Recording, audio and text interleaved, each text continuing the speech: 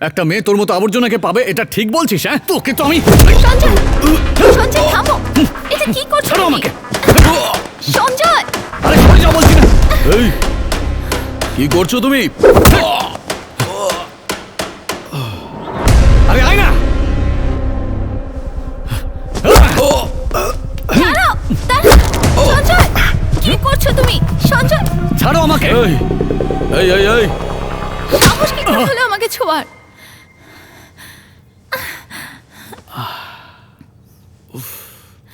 কি অভদ্র ছেলে।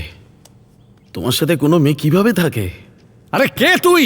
সঞ্জয়, কোনো ব্যাপার না ডিয়ার, ওকে নিজের রাগটা বের করতে দাও। দেখো, মাথায় মেরো না, কিন্তু মাথা ফেটে যাবে। এই লোকটার সাথে আমি তোমাকে একা ছাড়তে পারবো না, তাতে যাই হয়ে যাক না কেন। আশা, তো তুমি ওকে শেষ করে দেবে, তাই না? সঞ্জয়, আমি যেভাবে থাকতে চাই সেভাবেই থাকবো, তাতে তোমার কি এসে গেল? ফেসবুকে প্রোফাইল বানিয়ে মেয়েদের জীবন নিয়ে তুই খেলা করিস, তাই না?